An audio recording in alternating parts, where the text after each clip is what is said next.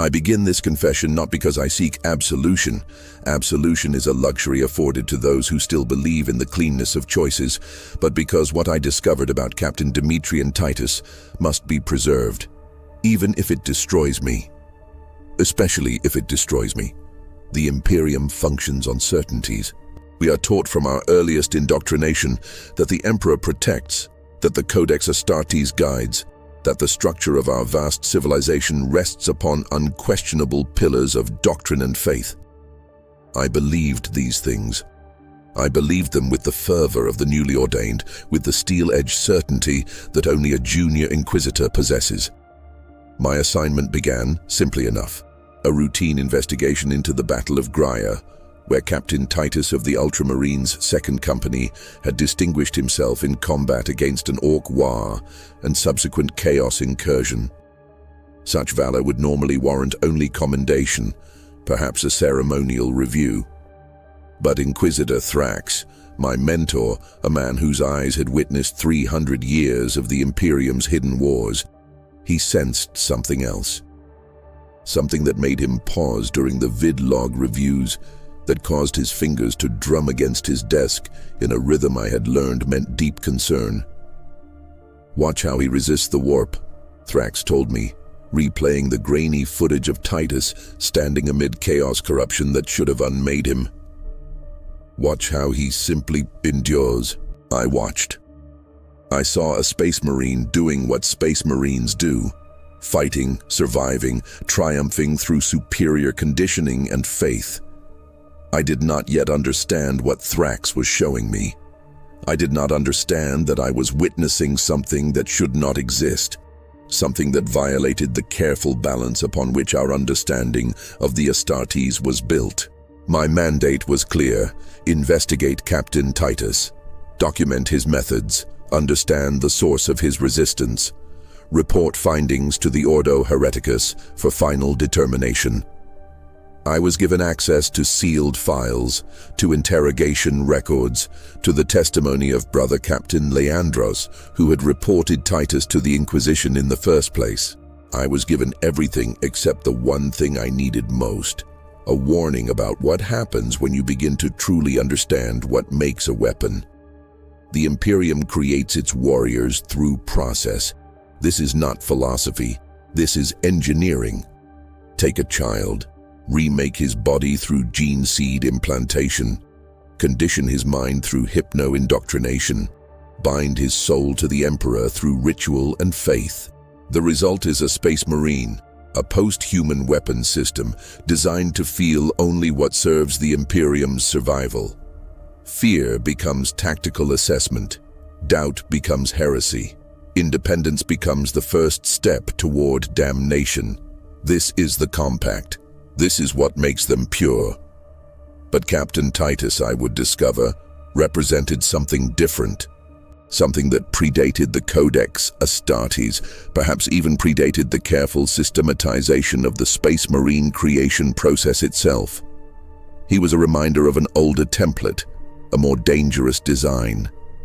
And the question that would consume me, that would lead me down corridors of classified history I was never meant to walk, was this: what if the Imperium's greatest weapons were never meant to be loyal? I began with the official records. Titus had served for over 150 years. His combat record was exemplary, perhaps too exemplary. Victory after victory, each one earned through methods that pushed against the boundaries of the Codex Astartes without quite breaking them.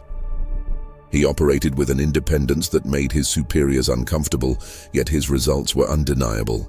He had faced chaos corruption directly on Graia, had been exposed to warp energies that should have killed or corrupted him, and had emerged unchanged, not sanctified, not blessed by some miracle of faith, simply unchanged, as though the warp itself had found no purchase in whatever he was.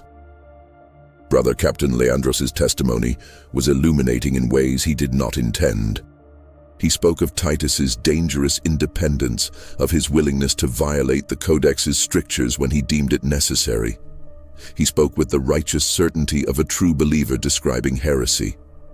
But beneath his words, I heard something else. Fear.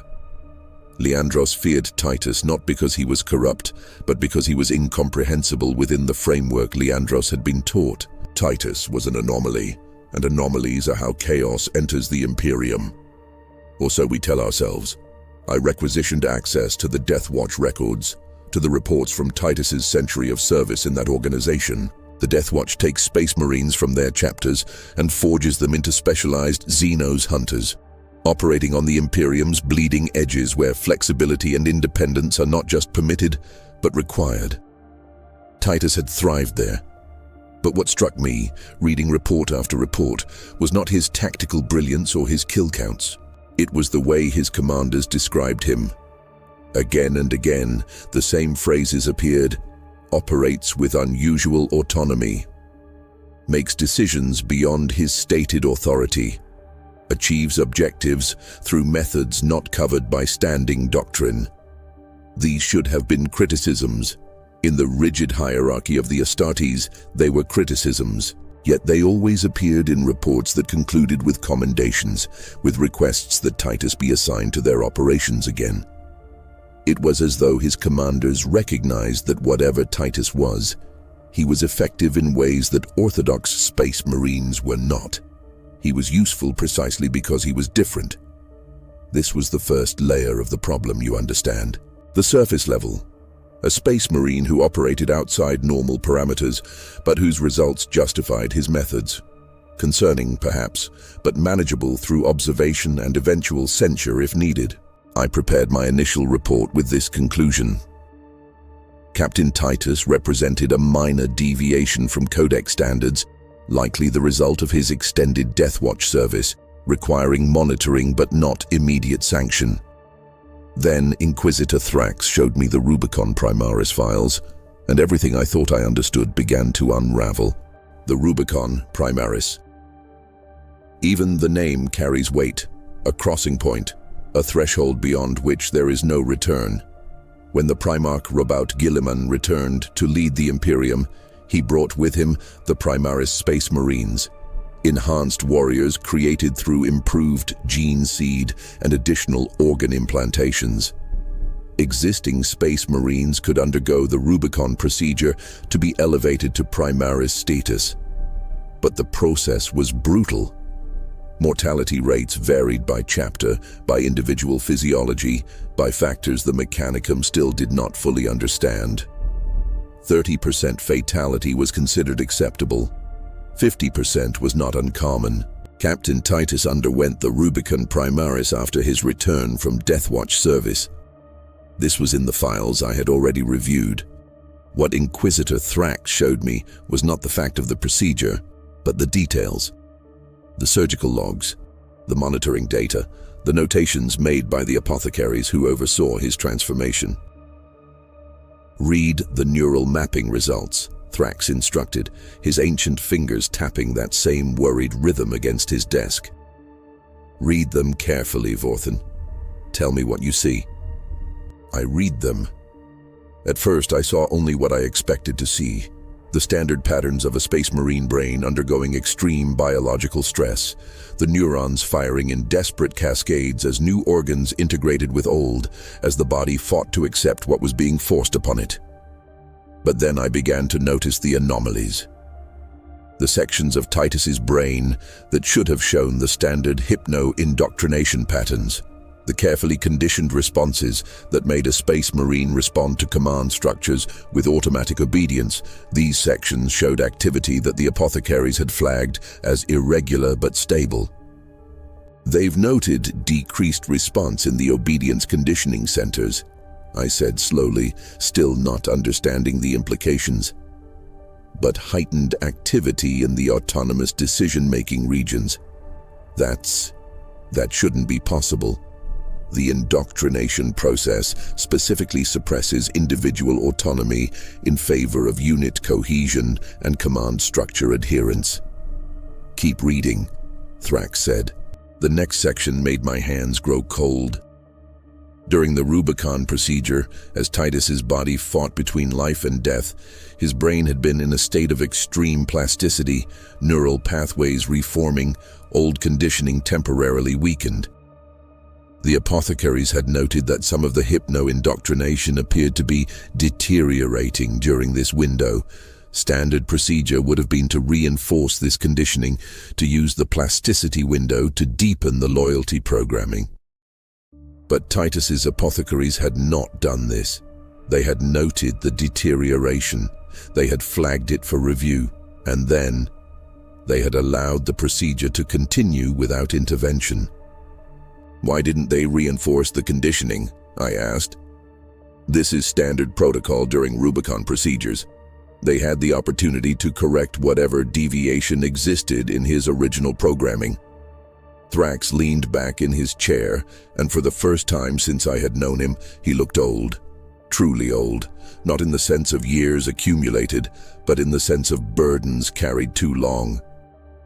Because, he said quietly, they were ordered not to, by Chapter Master Calgar himself. The implications of this statement took time to settle in my mind. Chapter Master Marneus Calgar, Lord of Macragge, Master of the Ultramarines, one of the Imperium's most decorated and orthodox commanders, he had personally intervened to prevent the standard conditioning protocols from being applied to Titus. This was not a clerical error. This was not an oversight. This was a deliberate choice to allow a Space Marine to remain psychologically non-standard. I don't understand, I said, and I meant it. If Titus's conditioning was compromised, if his autonomy levels exceeded Codex parameters, why would Calgar permit it? Why would he not only permit it but protect it? That, Thrax said, is what you're going to find out. Because the answer to that question changes everything we think we know about what the Astartes are meant to be. He gave me new clearances that day. Clearances that opened archives I had not known existed. Files that dated back to the Great Crusade, to the original Space Marine legions before they were broken into chapters, to the time when the Emperor himself walked among his warriors. I spent weeks in those archives, reading by the light of ancient data screens, breathing recycled air that tasted of age and secrets. And slowly, piece by piece, I began to understand what Captain Titus represented. The Space Marine legions of the Great Crusade were different from the chapters that came after. This is known, of course. The legions were massive, numbering tens of thousands of warriors each, while chapters were deliberately limited to 1,000 to prevent any single commander from wielding too much power. But what I had not understood, what the official histories do not emphasize, is that the legions were also psychologically different.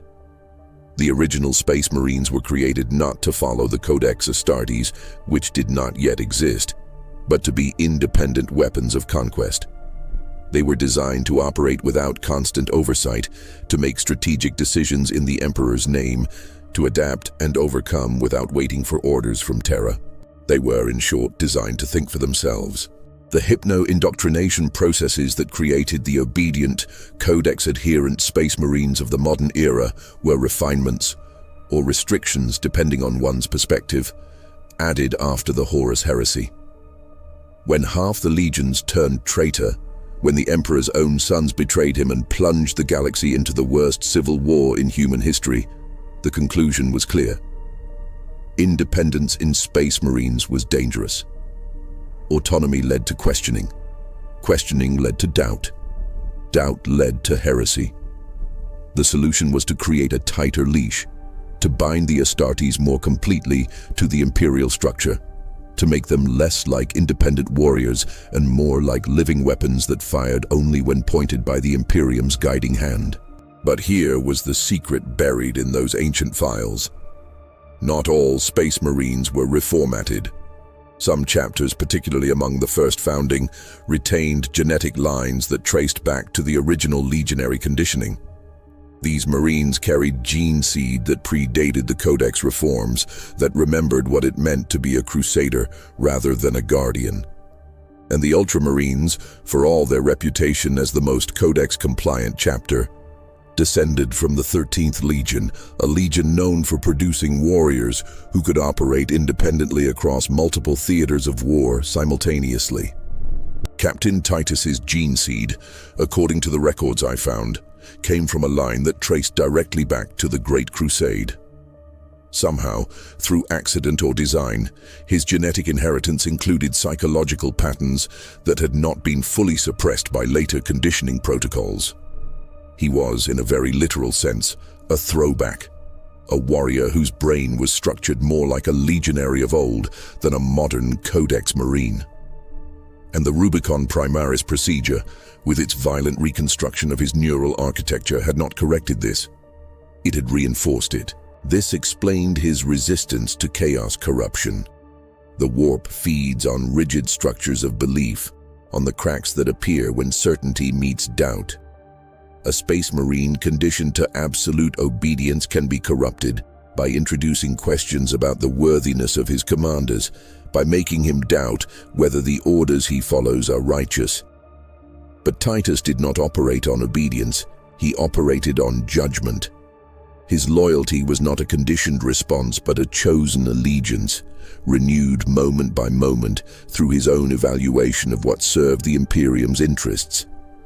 The warp could not corrupt him because there was no rigid structure to break, only a flexible, self-directed will that adapted to threats without compromising its core purpose. He was, I realized with growing unease, exactly what a weapon should be: effective, adaptable, dangerous to the Imperium's enemies and incorruptible by its nature. But he was dangerous in another way too, a way that made my hands shake as I wrote my updated report.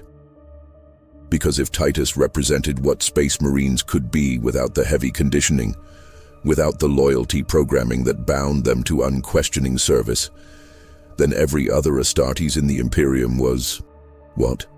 A compromised version? A deliberately weakened one? Or were they the safe version and Titus the catastrophic risk? I submitted my second report to Inquisitor Thrax with a recommendation that Captain Titus be placed under permanent monitoring, possibly even removed from active service until his psychological status could be fully evaluated. I expected Thrax to approve this recommendation. Instead, he summoned me to his chambers and told me that my investigation was only beginning. "You've found the surface," he said. "Now you need to go deeper. You need to understand not just what Titus is, but why the Imperium has allowed him to continue existing. Because Vorthan, here's what troubles me. Captain Titus is not unique. He's merely the most visible example of a pattern I've been tracking for decades." Inquisitor Thrax gave me a data slate that night. It was old, the kind that required biometric authentication and psychic verification before it would display its contents. When I finally accessed it, I found myself looking at a list of names, dozens of them, Space Marines from across multiple chapters spanning 3 centuries of service records. At first, I saw no connection between them. They came from different foundings, different gene lines, different theaters of war. Some were living, decorated heroes of the Imperium. Others were listed as deceased, killed in action against enemies whose names read like a litany of the galaxy's horrors. "What am I looking at?" I asked. "Anomalies," Thrax replied. "Space Marines who, like Titus, display psychological profiles inconsistent with standard conditioning protocols. Warriors who operate with excessive independence, who resist warp corruption in ways that defy conventional explanation, who make command decisions that should be beyond their authority, but somehow prove correct. I've been collecting these names for 70 years, Vorthan, tracking them, watching what becomes of them." I scrolled through the list, reading the notations beside each name. Brother Sergeant Thaddeus of the Blood Ravens demonstrates intuitive tactical responses inconsistent with recorded training, shows resistance to psychic manipulation beyond chapter norms. Captain Agamemnon of the Ultramarines 1st Company operates effectively with minimal command oversight. Strategic thinking suggests unusually high cognitive autonomy. Chapter Master Tushan of the Salamanders displays emotional response patterns divergent from standard Astartes conditioning, yet maintains exemplary service record and 0 corruption incidents. The list went on. and on. Each name accompanied by similar observations, similar flags in their psychological evaluations, similar notes about how they somehow operated outside the standard parameters while remaining utterly loyal to the Imperium. But what disturbed me most was the pattern I began to notice in their service records. These warriors, every single one of them, had been placed in positions where their unusual autonomy became an asset. They were given independent commands, deep strike operations, missions where they would operate without support or oversight for extended periods. They were, in effect, being deliberately deployed in ways that utilized their deviation rather than correcting it. "The Imperium knows," I said slowly, the realization forming as I spoke. "The High Command, perhaps even the Lord Commander himself. They're aware that these individuals exist, and they're using them. More than that," Thrax said, "they're protecting them. Look at the disciplinary records. How many of these warriors have been reported for codex violations by their brothers? How many have faced investigation by chaplains or inquisitors?" I checked. The number was staggering. Nearly 70% of the names on the list had been reported at some point for conduct inconsistent with Codex Astartes doctrine. Yet in almost every case, the investigations had been quietly closed, the charges dismissed, the warriors returned to service with their records annotated but not censured. It was as if someone, somewhere in the Imperium's vast bureaucracy, was ensuring that these particular Space Marines remained operational despite their deviations. "Who?" I asked. "Who has the authority to override so many investigations across so many chapters?" Thrax's expression was grim. "That's what you're going to find out. Because whoever is making these decisions, they're doing so based on information we don't have access to. They understand something about what these warriors represent, something that justifies the risk of allowing them to operate outside normal constraints. And until we understand what they understand, we're blind to a fundamental truth about the Imperium's military structure." He gave me new orders then. I was to investigate not just Captain Titus, but the entire pattern. I was to trace the decision-making chains that had protected these anomalous warriors.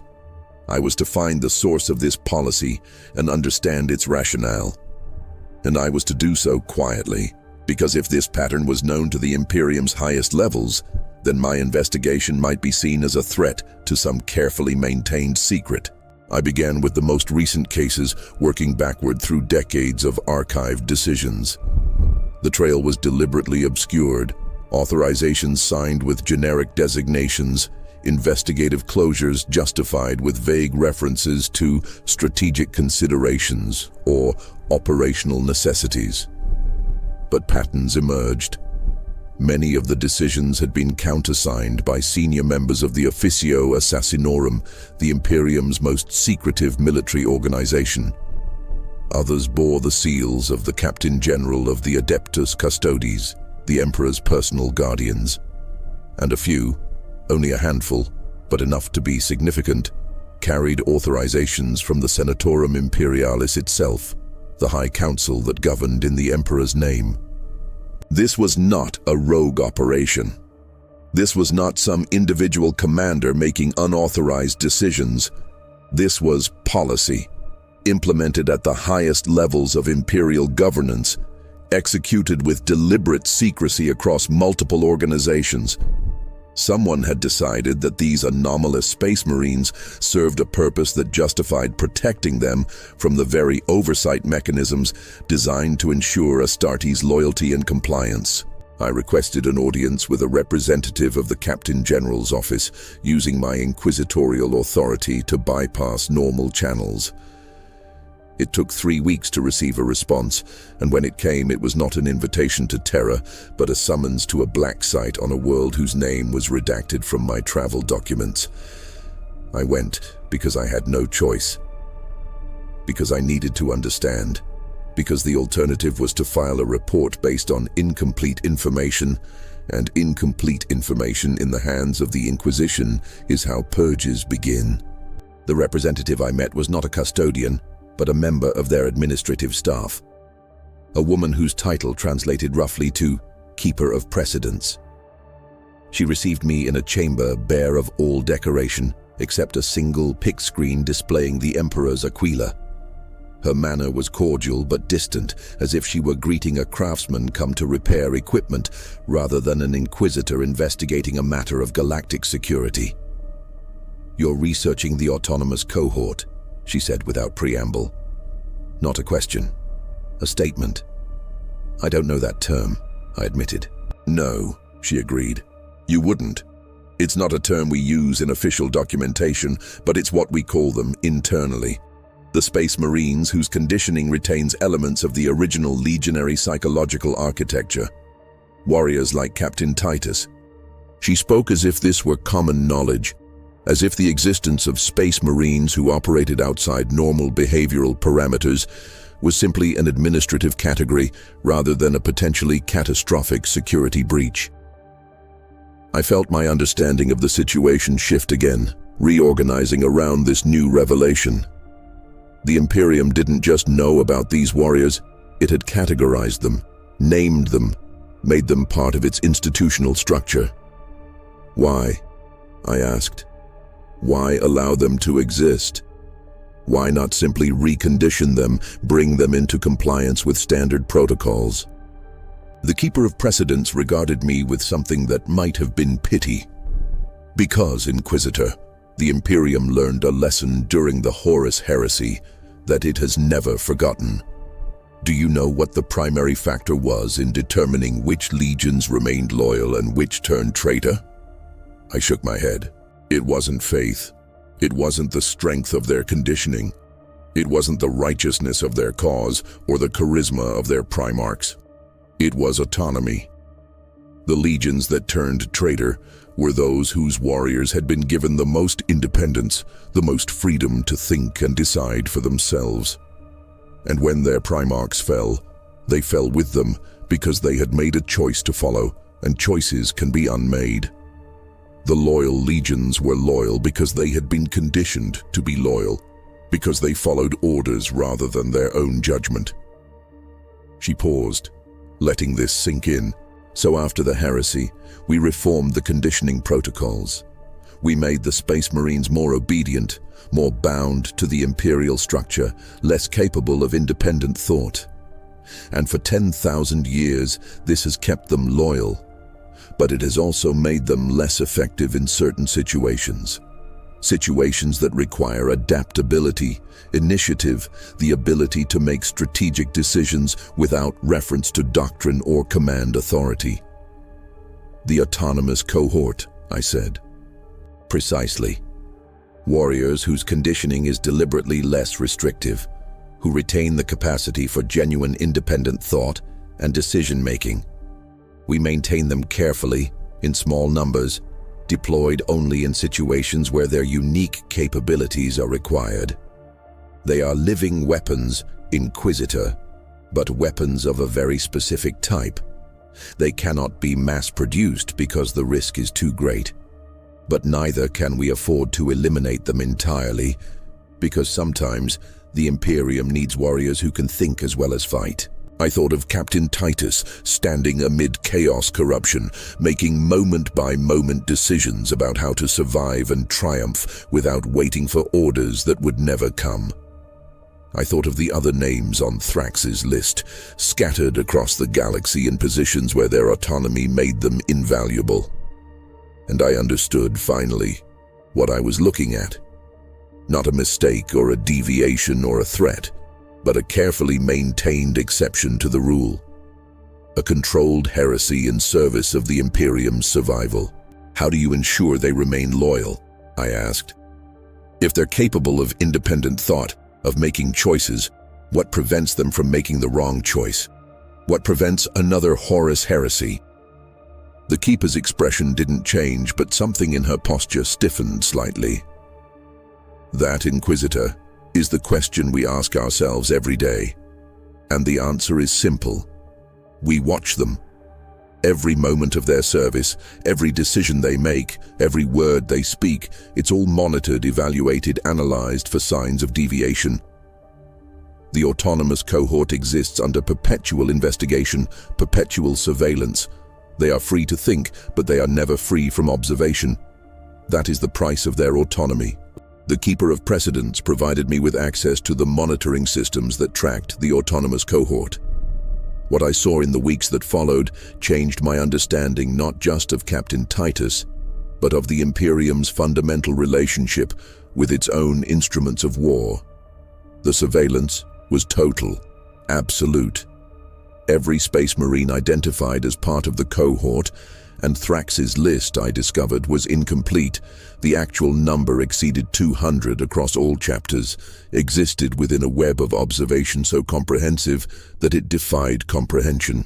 Their armor contained tracking devices that reported location, vital signs, even neurological activity through embedded monitoring systems.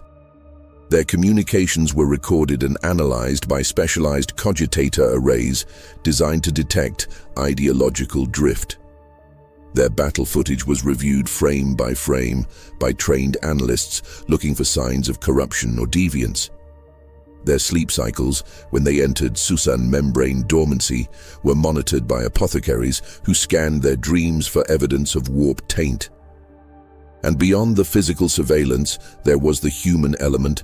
Brothers within their own chapters assigned to watch them, to report on their behavior, to note any changes in their patterns of thought or speech. Captain Titus had lived under this surveillance for over a century. Every moment of his service to the Death Watch, every decision he made on Graia, every word he spoke during his trial and subsequent Rubicon procedure, all of it recorded, filed, analyzed by individuals whose entire purpose was to determine whether he remained loyal or whether he had finally crossed the invisible line that separated useful autonomy from dangerous independence. I requested access to the analytical reports on Titus specifically. What I read kept me awake for nights afterward, staring at the ceiling of my quarters, trying to reconcile what I had learned with what I thought I knew about duty, loyalty, and the price of security. The analysts described Titus's psychological state in clinical terms that somehow made it more disturbing. Subject displays consistent pattern of prioritizing mission success over doctrinal compliance. Subject makes ethical judgments independent of Codex guidance, though outcomes remain aligned with Imperial interests. Subject exhibits capacity for empathy toward baseline humans beyond standard Astartes parameters, potential vulnerability to emotional manipulation, but also demonstrates enhanced cooperation with non-Astartes Imperial forces. That last notation troubled me. Empathy, the ability to feel what others felt, to consider their perspective, to treat them as something other than resources to be utilized in service of the mission. This was not a trait encouraged in Space Marines. The Astartes were designed to be post-human precisely so they would not be hindered by human emotions, human connections, human doubts. They were meant to see civilians as charges to be protected, but not as peers to be understood. Yet Titus, according to the surveillance reports, had demonstrated on multiple occasions a capacity to connect with ordinary humans in ways that made him more effective as a leader, but also more human. Was this a flaw? Or was this what the original legionaries had been? Warriors who retained enough humanity to inspire the soldiers they fought beside, to understand the people they were defending, to remember why the Imperium mattered beyond abstract duty. I began to review footage from Graia, watching the hours of helmet cam recordings from Titus's operation against the Orc invasion and subsequent Chaos incursion. I watched him coordinate with the Cadian regiment holding the front lines, not issuing commands, but explaining his strategy, ensuring they understood their role and why it mattered. I watched him pause during a firefight to check on a wounded guardsman, to offer a word of encouragement that visibly steadied the man's resolve. I watched him make decisions that violated tactical doctrine but saved lives, choosing to defend a position that had no strategic value because evacuating it would have meant abandoning civilians who still sheltered there. And I watched him face the Chaos sorcerer Nemeroth, watched him walk into the warp storm that should have torn his soul apart, watched him endure corruption that should have broken him. The analytical reports noted his neurological readings during this period. Extreme stress markers, pain responses off the charts, but underneath it all, a core stability that never wavered. He was in agony, but he was not breaking. He was being tested by forces that destroyed ordinary space marines, and he was passing the test through sheer force of will. Subject demonstrates unusual resistance to warp manipulation, the report concluded. Hypothesized mechanism: lack of rigid psychological structures for warp entities to exploit. Subject's autonomous decision-making processes create mental state too fluid for typical corruption vectors. Recommend continued monitoring, but assess corruption risk as unusually low. I read that conclusion 3 times before its implications settled in my mind. The Imperium had always taught that loyalty required absolute obedience, that resistance to chaos required an unshakable faith in the Imperial structure. But here was evidence that the opposite might be true, that autonomy, the very thing the Imperium feared most in its warriors, might actually be a defense against corruption. Because the warp fed on broken certainties, on the shock that came when a conditioned mind encountered something that violated its programming. But a mind that made its own choices, that evaluated each situation independently, had no programming to break. It could adapt. It could encounter the impossible and simply decide how to respond. Captain Titus was incorruptible, not because he was more faithful than other space marines, but because he was more free. This realization led me to a question that I began to fear, even as I formulated it. If autonomy made space marines more effective and more resistant to corruption, why did the Imperium work so hard to suppress it in the vast majority of Astartes? Why maintain the heavy conditioning, the loyalty programming, the systematic suppression of independent thought in warriors who would clearly be more capable without it? I put this question to Inquisitor Thrax during one of our encrypted communications. His response came after a long pause, and when he spoke, his voice carried a weariness I had never heard before. Because, Vorthan, the Imperium is not afraid that its warriors will fail. It's afraid that they will succeed. Think about what a space marine represents. A post-human demigod with the power to level cities, with centuries of combat experience, with loyalty conditioned so deeply it cannot be questioned. Now imagine that warrior begins to think for himself, begins to make judgments not just about tactics, but about strategy. Not just about how to serve the Imperium, but about whether the Imperium's commands are wise. Not just about following orders, but about giving them. You're describing the Horus heresy, I said. I'm describing the logical endpoint of autonomous warriors with godlike power. Thrax corrected. The heresy happened because the Primarchs and their legions had too much independence, yes. But it also happened because they had too much power and too much time to think about how that power should be used. The modern Codex-compliant Space Marine is designed to be powerful enough to defend the Imperium, but limited enough that he cannot threaten it. The conditioning ensures that he will never ask whether his orders are just, only whether they are lawful. He will never question whether the Imperium he serves is worthy, only whether he is serving it effectively. But the autonomous cohort. The autonomous cohort is a calculated risk, Thrax interrupted. 200 warriors scattered across the galaxy, each under total surveillance, each isolated from others like himself. They are useful precisely because they are rare. If there were thousands of them, if they could coordinate, if they began to see themselves as a group with shared interests, then we would have recreated the conditions that led to the heresy. So we keep them few. We keep them watched. We keep them unaware that others like them exist, and we pray to the Emperor that their usefulness continues to outweigh their danger.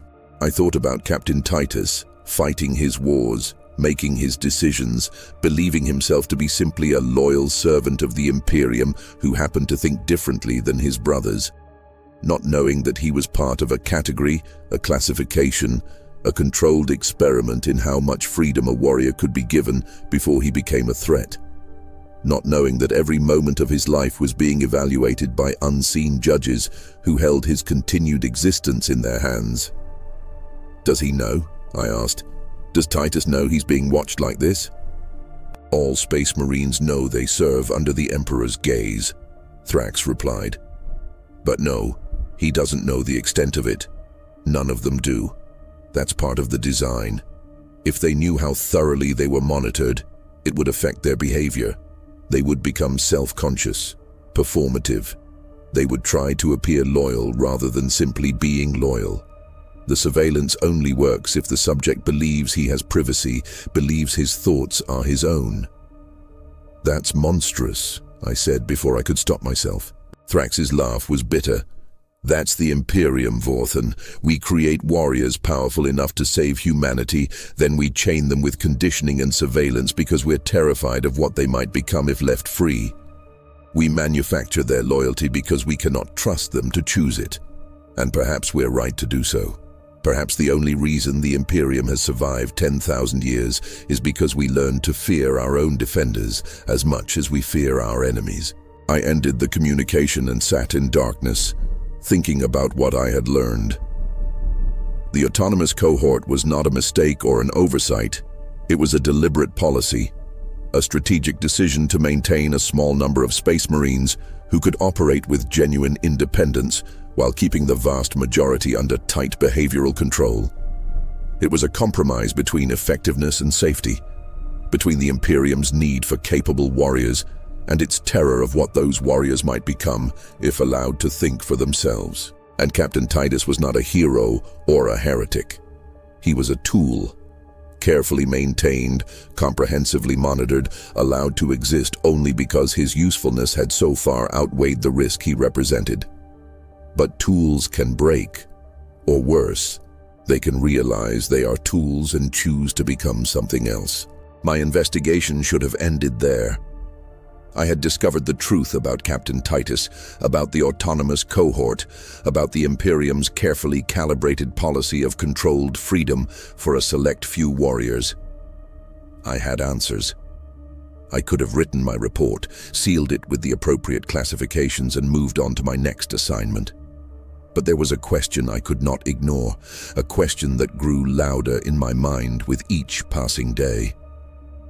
Who had designed this system? Who had made the decision, in the aftermath of the Horus Heresy, to preserve the capacity for autonomous thought in a small subset of Space Marines while suppressing it in all others? The policy was too sophisticated, too precisely calculated to have emerged organically from bureaucratic accident. Someone had understood the problem, how to maintain effective warriors without creating another generation of potential traitors, and had engineered a solution. Someone had looked at the wreckage of the heresy, at the billions dead and the Imperium nearly destroyed, and had decided that the answer was not to eliminate independence entirely, but to ration it, to create a two-tiered system where most Space Marines would be safe through conditioning and a few would be useful through autonomy. I requested access to the oldest archives, the records from the years immediately following the heresy, when the Codex Astartes was being written and the modern structure of the Space Marine chapters was being established. Inquisitor Thrax warned me that I was approaching dangerous territory, that there were questions the Imperium preferred remain unasked. But he did not stop me. Perhaps he wanted to know the answers too. Perhaps he had been asking these questions for decades and had never found the courage to push deep enough. The archives from that period were fragmentary, deliberately so. Entire sections had been redacted or destroyed, leaving gaps in the historical record that suggested information too sensitive to preserve. But fragments remained, enough to piece together a picture if one was patient and methodical. I spent months in those archives, cross-referencing personnel records, strategic memoranda, records of meetings held in the years when the Imperium was deciding what shape it would take in the Emperor's absence. What I found was a name that appeared again and again in the margins of these documents: Malcador the Sigillite, the Emperor's regent, the man who had held the Imperium together while the Emperor sat entombed on the Golden Throne. Malcador had died during the heresy, his life spent to maintain the psychic wards that kept Terra safe. But before his death, he had been intimately involved in planning the Imperium's post-heresy structure. And according to the fragmentary records I found, he had been particularly concerned with the question of how to prevent the Space Marines from ever threatening the Imperium again. I found a partial transcript of a meeting between Malcador and Robuta Guilliman, dated 3 years after the Emperor's internment. They were discussing the draft of what would become the Codex Astartes, debating how strictly to limit the Space Marines' numbers and autonomy. Guilliman argued for maintaining some flexibility, for allowing chapter masters discretion in how they interpreted the Codex's principles. Malcador was more cautious. "We cannot make them so rigid they shatter," the transcript recorded Malcador saying. "But neither can we make them so flexible they forget they are tools and not craftsmen. There must be a middle path, warriors who can adapt to circumstances while remaining fundamentally incapable of questioning their purpose." "You speak of conditioning," Guilliman replied, "of programming them like servitors." "I speak of necessity," Malcador countered. "Your brothers turned because they had the freedom to turn. They made choices, terrible choices, but choices nonetheless. If we deny future Space Marines that freedom, we deny them the ability to betray. You would also deny them the ability to excel, to innovate, to be more than simple soldiers following orders." The transcript broke off there, the rest lost to time or redaction. But it resumed several pages later, in the middle of what appeared to be a different discussion. "Maintain a reserve. Not a legion, nothing so large or obvious, but a scattered few, bloodlines that retain the old psychological architecture. They will be watched, always. They will never know others like them exist. But in extremis, when the Imperium faces threats that require adaptability rather than obedience, they will be there. A controlled risk, managed through surveillance and isolation." "You would create 2 categories of Astartes," Guilliman observed. "Those who are safe and those who are useful." "I would create what the Imperium needs to survive," Malcador replied. "Is that not our purpose? To ensure that humanity endures, regardless of the cost?" I read those words over and over, feeling something cold settle in my chest. The autonomous cohort was not a modern adaptation or a recent policy decision. It had been part of the design from the beginning, built into the post-heresy structure of the Space Marines by the Imperium's founding architects. Malcador had foreseen the need for warriors who could think independently, but he had also foreseen the danger they represented. So he had created a system to have both, the safety of conditioned loyalty in the vast majority and the utility of autonomous judgment in a carefully controlled minority. Captain Titus and the others like him were not anomalies. They were intentional. They were the hidden mechanism by which the Imperium hedged its bets, maintaining the capacity for independent strategic thought in its warriors, while denying it to most of them. They were living proof that the Imperium knew the cost of its conditioning, knew what it sacrificed when it suppressed autonomy in its defenders, and had chosen to bear that cost in exchange for security. But had Malcador been right? Had the trade-off been worth it? I found myself thinking about all the Space Marines who had died following bad orders, who had failed to adapt to unexpected circumstances, who had been too rigidly conditioned to recognize when doctrine was leading them to disaster. How many victories had the Imperium lost because its warriors could not think? How many worlds had burned because Space Marines lacked the autonomy to question strategies that were clearly failing?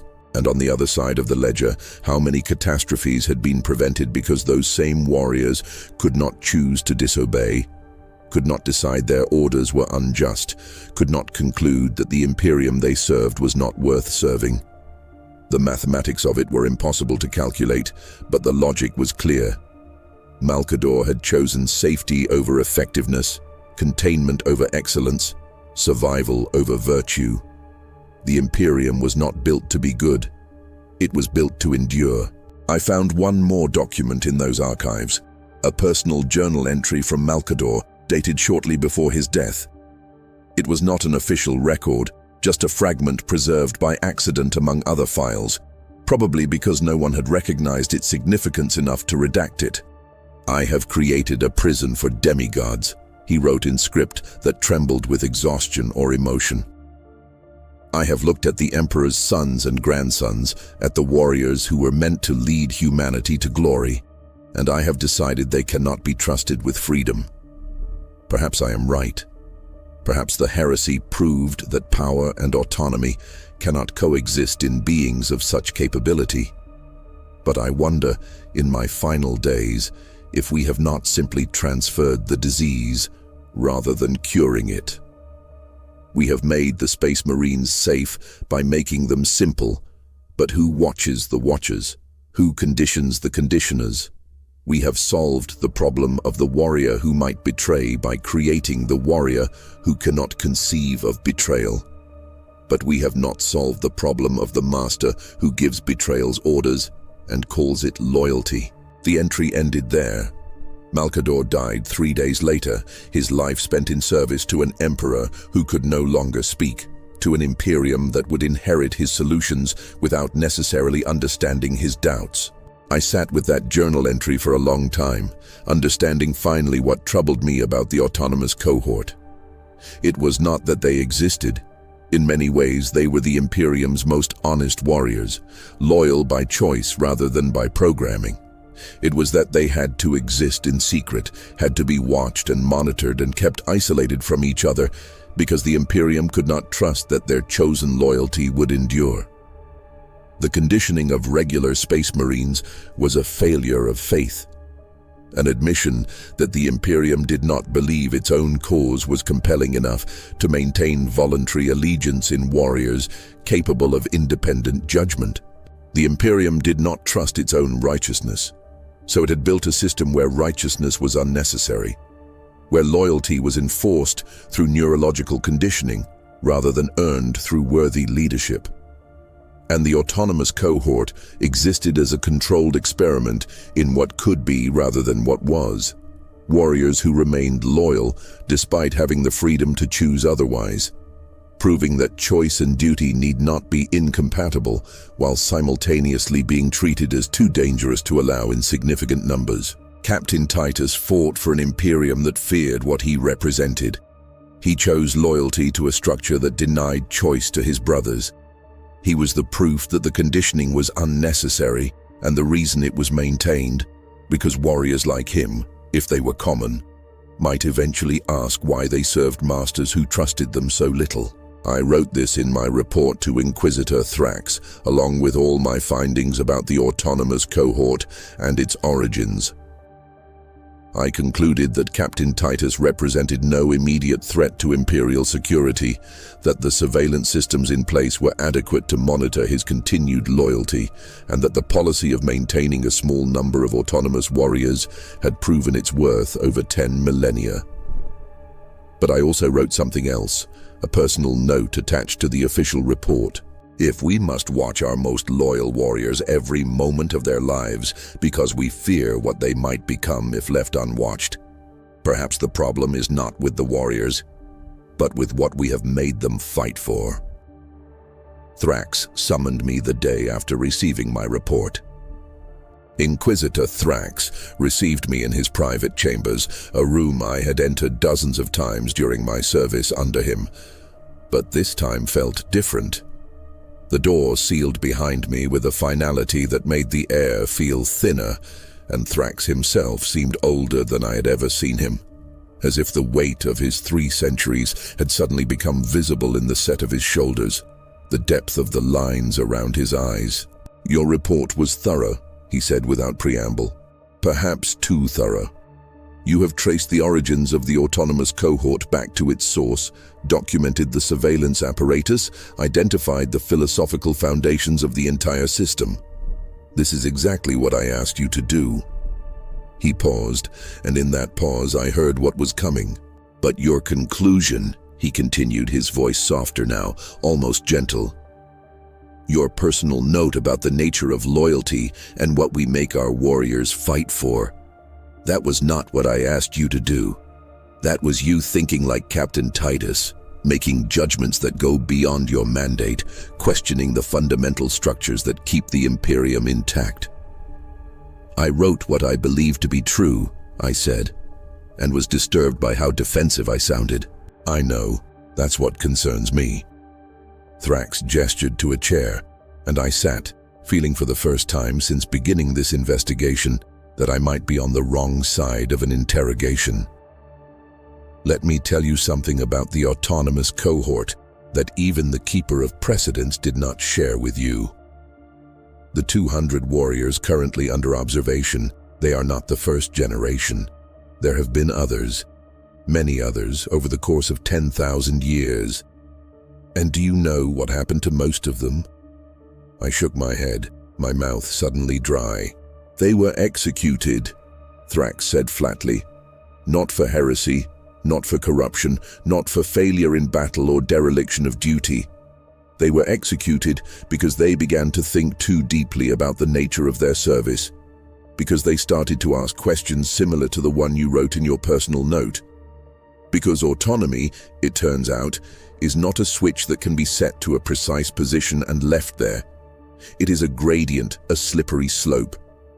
Warriors who can think independently about tactics eventually think independently about strategy. Those who question doctrine eventually question the purposes doctrine serves. And those who ask why they fight eventually ask whether they should." He pulled up a data screen, and I saw names scrolling past. Hundreds of them, far more than the 200 currently monitored. Each name was marked with a death date and a brief notation. Executed for ideological drift. Terminated due to proto-heretical questioning. Eliminated as precautionary measure after expressing concerns about Imperial policy. "The autonomous cohort you investigated," Thrax continued, "represents those who have successfully walked the line between useful independence and dangerous questioning. They think, but not too much. They adapt, but not too far. They maintain their loyalty despite having the capacity to question it. But they are the survivors of a much larger population of autonomous warriors, most of whom could not maintain that balance." I stared at the list, watching names flash past, each one a space marine who had been given the gift of independent thought and had used it in ways the Imperium could not tolerate. Each one a warrior who had been executed not for being corrupted by chaos, but for being too uncorrupted, too capable of seeing clearly, too willing to judge the Imperium by the same standards they judged its enemies. "You're telling me," I said slowly, "that the autonomous cohort is not just a policy but a culling mechanism, a way to identify which warriors can handle autonomy and which cannot." "Not cannot," Thrax corrected. "Which will not stay within acceptable boundaries. Autonomy is not the goal, Vorthan. Controlled autonomy is the goal. Warriors who can adapt and innovate within the framework of absolute loyalty to the Imperium's institutions, regardless of whether those institutions make decisions the warriors would personally agree with. What we cannot tolerate is warriors who adapt and innovate and then conclude that their own judgment might be superior to the Imperium's. That way lies the heresy." "Or reformation," I said, and regretted it immediately. Thrax's expression hardened. "There is no reformation, Inquisitor. There is only the Imperium or its dissolution. And before you argue that a better Imperium is possible, consider, reformed by whose judgment? The Space Marines who decide current leadership is inadequate. The planetary governors who think they could rule more wisely than Terra? The mechanicum who believe their calculations are superior to human wisdom? Every reformation begins with someone deciding they know better than the established order. And every reformation, if pursued to its logical end, fractures the unity that keeps humanity alive. So we maintain a system we know is flawed, I said, because any attempt to improve it risks destroying it entirely. Yes, Thrax replied simply. That is the compromise at the heart of the Imperium. We are not good. We are not just. We are not even particularly rational. But we are unified. And unity is what keeps 10,000 worlds from falling separately to enemies who would devour them individually. The autonomous cohort exists because sometimes we need warriors who can think creatively. But they exist under surveillance because we cannot allow that creativity to extend to reimagining the fundamental nature of the Imperium itself. He closed the data screen, and the names of the dead vanished. Your report will be filed and classified. Your findings about Captain Titus will be noted. He remains useful. His loyalty is intact. He should continue under observation but requires no immediate intervention. This is correct. This is what I needed you to determine. And my personal note, I asked, will be redacted from the official record, Thrax said. But I am not redacting it to punish you, Vorthan. I am redacting it to protect you. Because if others in the Inquisition read that note, they will see it as evidence that you, like Captain Titus, like all the warriors in the autonomous cohort, have begun to think beyond the boundaries of your function. They will begin to watch you the way we watch Titus.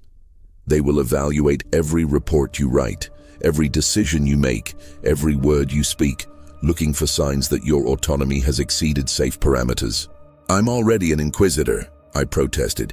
We're supposed to question, to investigate, to look beyond surface explanations.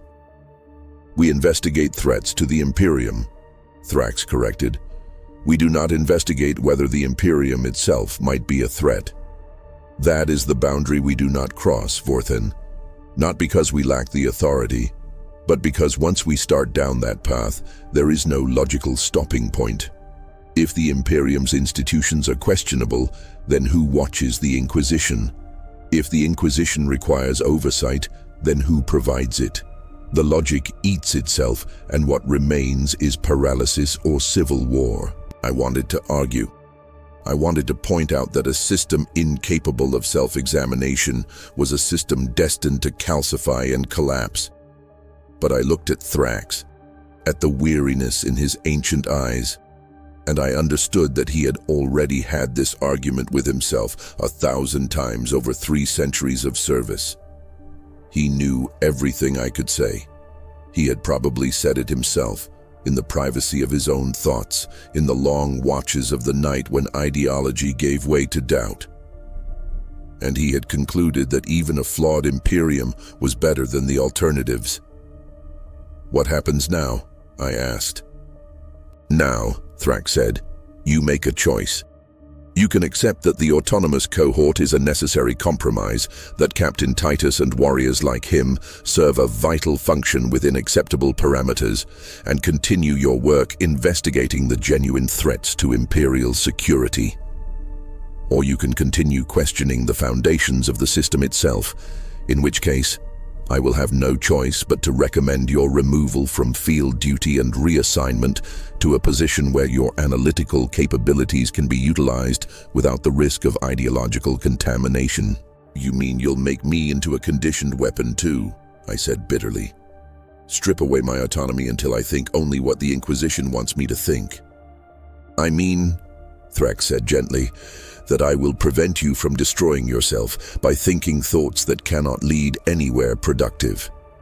The Space Marines are conditioned because they are too dangerous to be left truly free. Inquisitors are not conditioned because we need investigators capable of creative thinking. But there are limits, Vorthan. There must always be limits. The price of freedom is knowing when to constrain oneself before external constraints become necessary. I sat in silence, understanding finally what had troubled me throughout this entire investigation. The autonomous cohort was not the problem. The surveillance was not the problem. Even the executions of warriors who thought too freely were not ultimately the problem.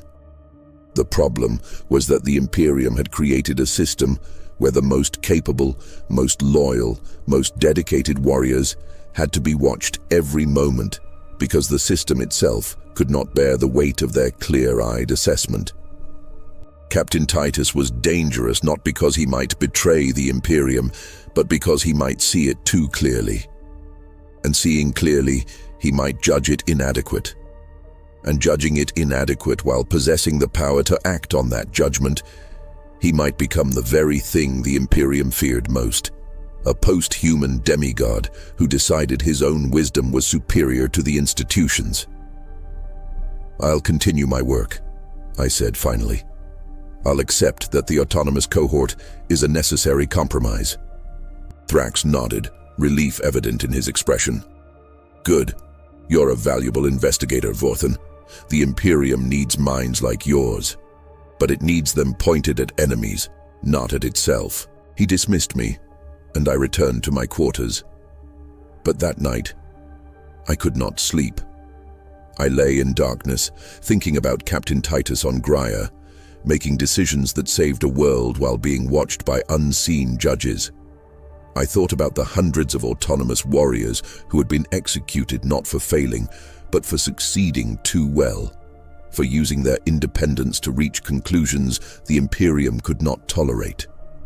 I thought about Malcador the Sigillite, designing a prison for demigods and dying with doubts he could not speak aloud.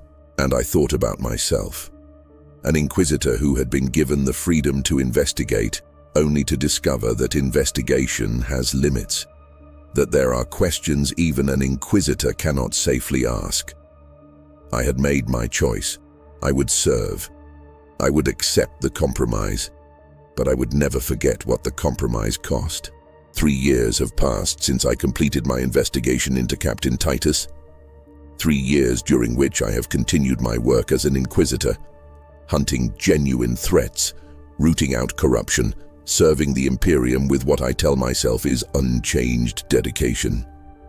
But I know that something fundamental shifted during those months in the archives, during those conversations with Thrax and the Keeper of Precedents.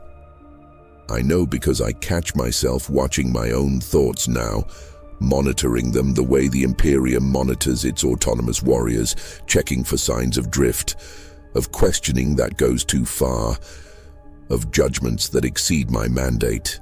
I have become my own surveillance system, and I cannot decide if this is wisdom or surrender. The data feeds continue to arrive, updates on the warriors of the autonomous cohort transmitted automatically to a restricted network I still have clearance to access. Most of the reports are routine, deployments recorded, missions completed, loyalty assessments within acceptable parameters. But I read them all, these clinical summaries of warriors who live their entire lives as experiments, as controlled variables in an equation they do not know exists. And I read about Captain Titus, most carefully of all. He has been promoted, Lieutenant Titus now, serving in the 2nd Company under a new captain, his Primaris enhancement complete, his capabilities beyond what they were on Graia. The reports describe him as an exemplary officer, respected by his brothers, effective in command, loyal beyond question. The surveillance analysts note no concerning behavioral patterns. His autonomy remains within acceptable bounds. He thinks, but not too much. He adapts, but not too far. He questions tactics, never strategy. He judges battles, never wars. He is the perfect compromise between weapon and warrior, between tool and thinker. He is exactly what Malcador envisioned 10,000 years ago, a space marine with enough independence to excel while remaining fundamentally incapable of threatening the system he serves. Or perhaps not incapable, perhaps simply unwilling, his loyalty maintained not through conditioning, but through a constant moment-by-moment choice to believe that the Imperium, for all its flaws, remains worth defending. But I find myself wondering what that choice costs him. Whether he lies awake during his brief rest cycles, thinking about the orders he has followed, the decisions he has made, the compromises he has accepted in service to an institution that would execute him without hesitation if he ever concluded his judgment was superior to its dictates. Whether he feels the weight of being simultaneously trusted with independent thought and suspected because of it. Whether he knows, on some level he cannot quite articulate, that he is permitted to exist only because his usefulness outweighs his danger. I received a communique last week from Inquisitor Thrax, brief, encrypted, marked for my eyes only. Titus deployed to Calth system, Tyrannid incursion, heavy casualties. Situation requires creative, tactical thinking. Watch the reports. I have been watching. The battle on Calth has been brutal, a grinding war of attrition against a splinter fleet of Hive Fleet Leviathan that has adapted specifically to counter ultramarine tactical doctrine. Standard Codex approaches have failed repeatedly. Casualties mount. The world teeters on the edge of loss. And then Lieutenant Titus proposes a strategy that violates 3 separate Codex principles simultaneously. A distributed defense that abandons key strategic positions in favor of mobile warfare, that prioritizes civilian evacuation over holding territory, that accepts temporary defeats in exchange for preserving forces for a final concentrated strike. His captain rejects the plan initially. Too risky, too unorthodox, too far from established doctrine. But as the situation deteriorates, as the Tyrannids continue to adapt and overcome every Codex-compliant strategy, the captain relents. They tried Titus's approach, and it works. Not perfectly. There are losses, positions abandoned that might have been held, civilians who die because Space Marines were not where doctrine said they should be. But the world survives. The Tyrannid assault breaks against a defense it was not adapted to counter. Humanity retains Calth, and the Butcher's Bill, while heavy, is less than it would have been following orthodox approaches. The after-action reports credit the captain for the victory. Titus's name appears in the tactical analysis sections, his contributions noted, but not emphasized. This is standard procedure. Lieutenants propose, captains dispose, and the Imperium's hierarchies must be maintained. But I see in the surveillance analysts' reports a different story. I see their heightened monitoring of Titus in the weeks following the battle, their careful documentation of how he speaks about the victory, whether he shows signs of resentment at receiving insufficient credit, whether his success has inflated his estimation of his own judgment relative to established doctrine. They are watching to see if victory has corrupted him more effectively than chaos ever could. Because the Imperium understands something profound and terrible. Its greatest threat is not warriors who fail, but warriors who succeed so thoroughly they begin to trust their own judgment over institutional wisdom. The heresy began not with failures but with triumphs, with Primarchs who won so many victories they concluded their strategies were superior to the Emperor's. The autonomous cohort exists in the shadow of that history, permitted to think independently only so long as their independence confirms, rather than challenges, the system's fundamental assumptions. I think about this as I read the reports.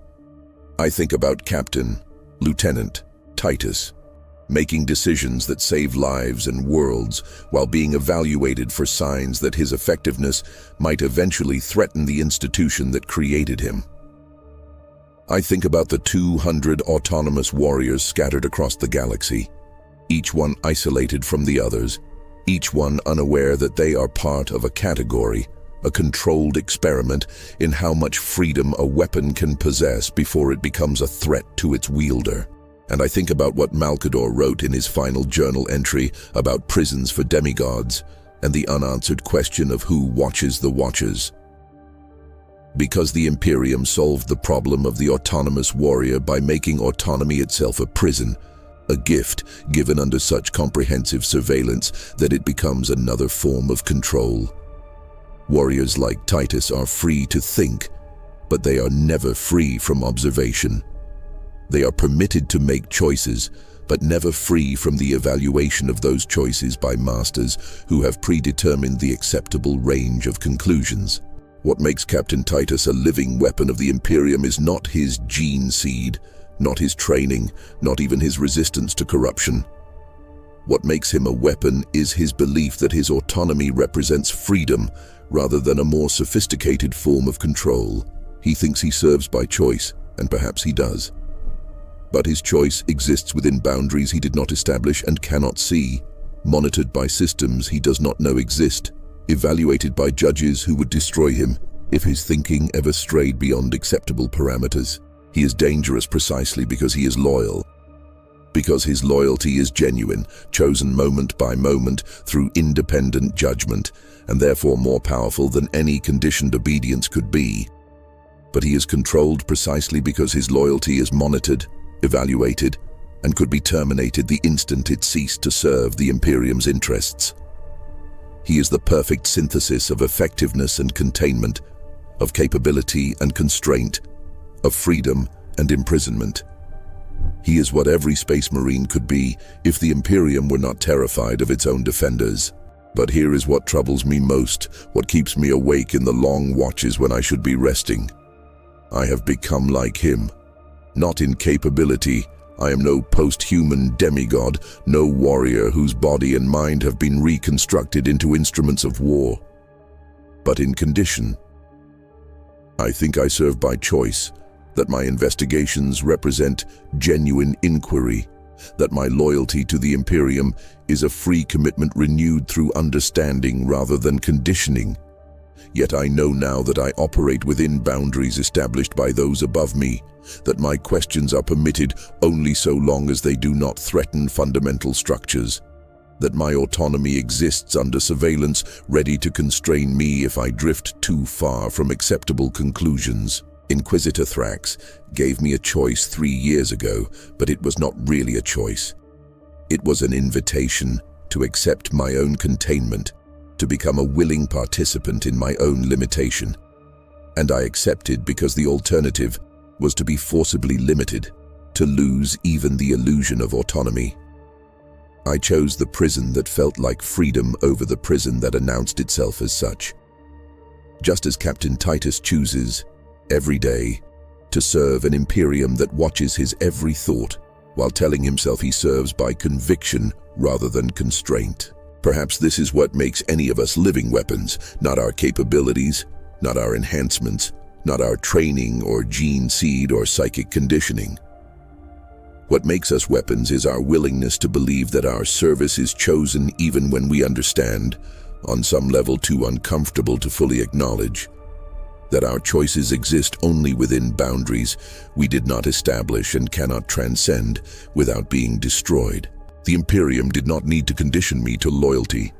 It only needed to show me clearly enough what loyalty costs and what disloyalty destroys, and then trust that I would make the right choice. Just as it trusts that warriors like Titus, given autonomy under surveillance, will make the right choices.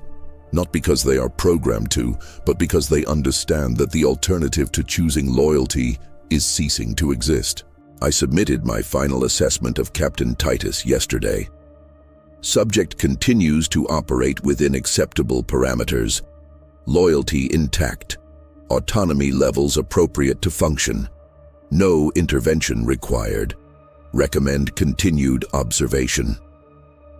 The same conclusion I reached 3 years ago, reaffirmed through years of surveillance data, validated by his continued effectiveness and unwavering service. But attached to this official assessment, in a personal note I know will be redacted, I wrote, "We have created warriors who are free to choose loyalty, then constructed a system that ensures they can choose nothing else without being destroyed. We call this freedom. We call this necessary. But I wonder if we have simply become more sophisticated in our prisons, more elegant in our chains. Captain Titus is a living weapon of the Imperium, not because he cannot think, but because his thinking always leads him to the same conclusion, that service is the only viable choice. And perhaps this is wisdom. Perhaps this is what survival requires in a galaxy that offers only darkness and death as alternatives. But I cannot escape the thought that we have paid for our survival by abandoning the possibility of being anything other than survivors, that we have preserved humanity by defining humanity as nothing more than the will to persist regardless of cost. I know this note will be redacted. I know that writing it places me under heightened observation, that I am now being evaluated the way Titus is evaluated, watched for signs that my autonomy has exceeded safe bounds. I know that I am making myself into a problem that the Inquisition will need to solve, but I write it anyway. Because if autonomy means anything, if freedom has any substance beyond the illusion of choice within predetermined boundaries, then it must include the freedom to question, even when questioning is dangerous, even when questioning accomplishes nothing except marking oneself as potentially dangerous, even when the only victory is the assertion that one chose to speak rather than remaining silent. Captain Titus fights for an Imperium that fears what he represents while depending on what he can accomplish. I investigate for an Inquisition that needs my judgment while preparing to constrain it if it leads to unacceptable conclusions. We are both living weapons, shaped and aimed and monitored, permitted to exist because our effectiveness justifies the risk we represent. But here is the question I cannot answer. The thought that circles endlessly in my mind as I watch the reports of Titus's continued service, his victories and his loyalty and his careful, monitored autonomy. If we are weapons who think we are warriors, who believe we choose our service even as we serve within prisons we cannot escape, then who is truly imprisoned? Those of us who think despite being watched, or those who have been conditioned never to think at all? Perhaps the answer is both. Perhaps the compromise at the heart of the Imperium, freedom under surveillance versus obedience through conditioning, is itself a false choice. Perhaps we are all living weapons, some of us simply aware enough of our weaponization to mistake that awareness for freedom. Perhaps that awareness is itself another mechanism of control, the belief that understanding our constraints means transcending them. Or perhaps, and this is the thought that keeps me awake, that makes me understand why so many autonomous warriors have been executed over 10 millennia, perhaps awareness really does mean something. Perhaps understanding that you are a weapon is the first step toward deciding what you will be used for, or whether you will be used at all. Perhaps the Imperium is right to fear warriors who think clearly, because clear thinking eventually leads to impossible questions about whether survival justifies any price, whether loyalty requires abandoning judgment, whether the choice to serve a flawed system is wisdom or cowardice. I do not know. I have investigated the origins of the autonomous cohort, documented the surveillance apparatus, traced the philosophical foundations to their source in Malcador's compromises and the heresy's lessons. I understand the system completely, and understanding it completely, I cannot decide whether I should accept it or resist it. So I serve, and I watch, and I wait to see whether my service represents choice or conditioning, whether my loyalty is genuine or simply the path of least resistance in a system designed to make resistance fatal. Just like Captain Titus serves and fights and remains loyal, moment by moment, choosing to believe that his autonomy is real, even as he operates within boundaries established 10,000 years ago by architects who are dust. We are living weapons of the Imperium, both of us, all of us. The question is not whether we have a choice. The question is whether our choice means anything when every alternative has been systematically eliminated except the one the Imperium needs us to make. I have no answer. Only this testimony, this confession, this archive that I submit knowing it will be classified, redacted, perhaps destroyed. I have no answer except this. I understand now what Captain Titus is, what makes him dangerous and valuable and impossible to simply categorize as loyal or traitorous, effective or threatening. He is a warrior who thinks, And in an Imperium built on the premise that thinking is the first step toward heresy, a warrior who thinks and remains loyal is either the system's greatest success or its most damning indictment. I leave it to you, whoever eventually reads this suppressed archive, if anyone ever does, to decide which he represents, and to decide whether the question itself is one you can afford to ask. Because some questions, once asked, cannot be unasked. Some thoughts, once thought, cannot be unthought. And some weapons, once they become aware of their weaponization, can never quite serve with the same unself-conscious certainty again. That is what makes Captain Titus a living weapon of the Imperium. Not his gene seed, not his training, not his resistance to corruption, but his awareness of what he is, combined with his choice, daily, hourly, moment by moment, to continue being it anyway. Whether that choice is freedom or the most sophisticated prison of all, I cannot say. I can only serve and watch and wonder.